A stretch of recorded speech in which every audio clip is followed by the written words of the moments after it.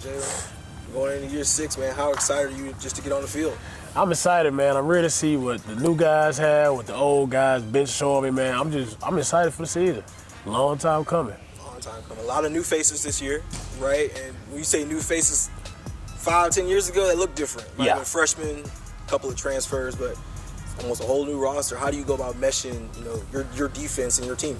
Man, it was different, man. Like you just said, the transfer portal was so open. I don't know how many guys we got, but it looked like at least 20. So just different guys from different organizations all across the nation. It was just letting them know the standard, And not even letting them know the standard, letting them know that who I am personally. They don't know my story, so I'm asking what's their story. They giving me my story. So it was really unique. Coach Silverfield talked about kind of restoring the Memphis football brand. I think that kind of comes with what you're saying is of that standard. What does that mean to you in restoring the brand? What is that brand? Well, I feel like Memphis will always have that brand, that blue collar. Like, I can't even see myself coming to Memphis and not thinking that blue collar, gritty mentality. So just having that brand and knowing that Memphis is known for that brand, I feel like that's an embracement on me, because I feel like that's how I look at myself. I'm a very underdog mentality. I gotta get this, I gotta get it. So I feel like that just matched up with me and my views on life. So I was looking at your bio, and it says 5th year. Yeah. Oh yeah, 5th year sounds about right. Now going back, I'm looking through the years. Yeah. And I realized you've been here for 6 years. Yeah. Since the age of NIL and everything else. Yeah. What made you decide you wanted to stay here, really build your brand, be a part of this football team, and this is where you wanted to start and end? It was a lot of reasons why. Coach Silverfield was a big reason why I stayed. He's a great coach. Coach Barnes, another reason why I stayed. He's a great coach. Both of them outstanding coaches. It was a lot of factors, but I just feel like it was unfinished business that we had to get, and we had to build this team back up and get back to winning more. I wasn't happy with how we finished last year, and I want to end on a winning streak. I want to end winning. Word on the street, and by word on the street, I mean I watched your Instagram page. You can grill, man. You can cook. You talk a little bit about that and just helping your team come together. How has cooking and that passion of yours, how did it start? And how have you been able to integrate it into, what you do with this team and your teammates?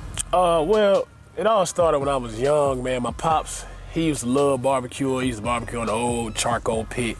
And I used to be out there all the time. He was like, man, go out there, man, cook some pork chops. So it all started with pork chops. So I started cooking pork chops one day, and I brought it inside. My family was like, oh, my God, this is the most amazing pork chops we ever had. So since then, I was cooking pork chops every other week, on the grill, doing different types of things. And that just kind of rolled over to college, where my parents are 9 hours away and I'm hungry. If you're hungry enough, you gonna figure out something. So I just got to cooking, man. I just started exploring. I definitely failed a lot more times than I succeeded. Almost burnt the house down one time trying to cook chicken, man. It was a lot, but just now I'm getting into it. I know the rhythm. I definitely know how to do it on the grill. So if you put me out there in front of a grill, I'm your man. You got that Memphis barbecue supply and a little deal too, right? Yes, sir. It's a nice little bonus. Yes, sir. Shout out Memphis Barbecue Supply. Yeah, they definitely helped me out. They've been teaching me so much. They've been just supplying me with so much new information and new technology. So definitely shout out to them.